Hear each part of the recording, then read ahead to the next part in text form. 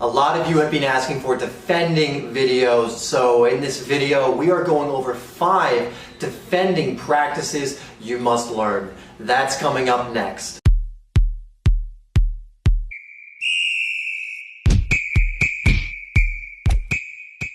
Hey guys, it's Dave here from Simply Soccer, where we are helping you improve your game and stand out on the pitch, and we do that by releasing weekly soccer tip, technique, and training videos. In fact, at the moment we're doing it almost daily, so if you haven't already, hit that subscribe button and that bell icon. So I don't do too many defending videos on this channel, but I decided it was time for another one. So I want to give you 5 things that you should be practicing very often and keep in mind so that you become a better defender, whether you play in a defensive position or you just want to become better at defending and you play in a different position. The first thing is learning how to contain an attacker. A lot of defenders, the biggest mistake they make is they go in every single time trying to win the ball when the situation doesn't call for it. Sometimes you will need to do that, but more often than not, containing the attacker, making it so he can't really progress that far forward so that reinforcements can come help you out, so that your teammates can get back into position and the open space gets closed up, is essential. Another thing you want to be trying to do when you're containing your opponent is show them onto their weak side, or show them into an area that's disadvantageous for them, that makes it more likely that they have to pass the ball off or that they're going to lose the ball. Yes, there are going to be times when you do go in, when you try and win the ball, but more times than not, you want to be able to effectively contain them so that you can wait for backup and to delay them as long as possible. That being said, the second thing is getting good at your tackling. Now, tackling has to do with timing and anticipation along with the actual technique of tackling. A lot of players will mindlessly tackle, and this is where sloppy fouls are given away, or where you lash in for the ball and the attacker just pushes it by you and suddenly you're eating their dust, so to speak. So you want to make sure you're working on your tackling often. I am not just talking about your slide tackling and last ditch tackling. That of course is also important, but I'm talking about your timing when going in on the tackle. I'm talking about knowing when to go in, anticipate a pass, anticipate a move, and all of that stuff as well. Knowing how to be one step ahead of the attacker. By getting good at this, it is going to make you a much more difficult defender to beat. And if you're just smart about the way you tackle and you work on this often, which you can do by playing people one-on-one, for example, work on your one-on-one situations when you are with a friend or a teammate. In your team training, work on being able to anticipate certain passes and certain plays. Watch players like Virgil van Dijk, who's excellent at this, by the way. But once you get that out of the way, once you are really good at your tackling and the other thing, containing, you'll know which to use in which situation, and you're going to be really hard to beat. Number 3, and this one is one of the most important ones out of all of these, and it's positional discipline. Where do you need to be in different situations? If you're leaving a huge gap in the back line because you're out of position, you're just making the attacker's job easy.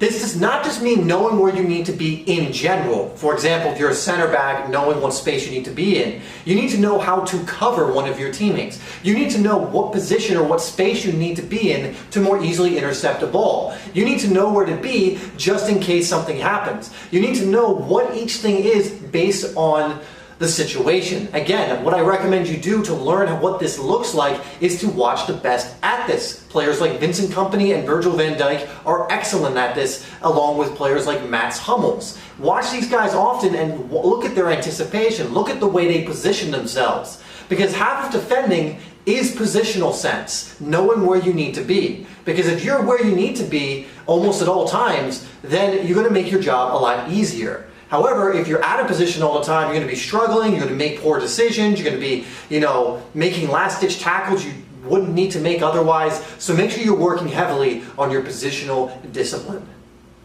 Number 4 is another big one, and it's communication. Now, this applies more for the players who are actually playing at the back. But one of the advantages you have of playing, for example, center back, is you can see the whole pitch in front of you. And again, if you watch the best players, you will see them communicating with their midfielders and players ahead of them to make sure the defensive space is covered, to make sure that they are on their man. And this is something you want to be doing as well, because if your teammates are playing poorly defensively as well, this is going to make your job harder. So if you're someone who knows how to organize the defense, if you know that your teammate needs to be on that man or needs to be in that space or needs to watch out for that run, don't be shy, tell them. Have great communication skills and leadership skills on the pitch. You know, a great center back is usually a leader. Again, we can keep going back to Virgil van Dijk because he's the man in the moment right now, but not only is he a fantastic world-class defender, he's also a leader. He communicates. He's like a general back there, and look at how much better Liverpool's defense has become just from that. So bring this into your own game, introduce this into your own game, and make sure you are communicating effectively with your teammates to really shore up that defense. Number 5 is one I give in a lot of these lists, and it's calmness. Nothing is more shaky and will give you a heart attack more than a defender that is always panicking, that is always making stupid mistakes. And if there's one place to not make mistakes, it's at the back. So really train yourself to be calm in those pressure situations. This is something that is trainable. I have a free 7-day confidence course. Another great way, and what we will go over in that course as well, is making sure you're putting yourself in these situations often for experience. But you really need to have that calmness and presence at the back, because if you're panicking as a center back, for example, I mean, how many times are you going to forget what position to be in? How many times are you going to clear it and completely shank it? How many times is a simple pass you're trying to play going to go to the wrong person? How many times when you go into tackle are you going to miss?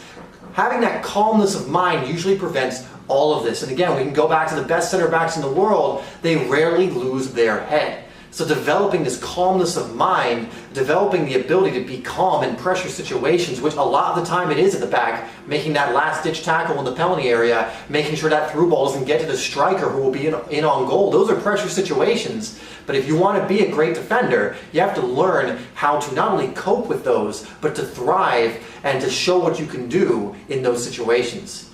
Question of the day, guys, is which one of these practices do you need to work on the most? Let me know down in the comments, and I will try and give you some more tips and more advice if I have anything more. But when it comes to this stuff, guys, it actually is fairly simple. It's just about doing this stuff consistently. And if you do everything I've given you in this video consistently, you're going to find that you are a much more reliable, solid, and standout defender.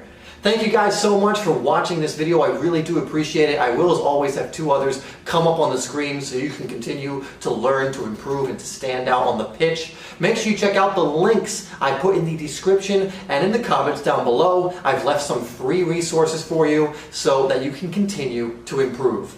Again, guys, thank you. Make sure you come back to the channel tomorrow for a brand new video, and I'll see you then.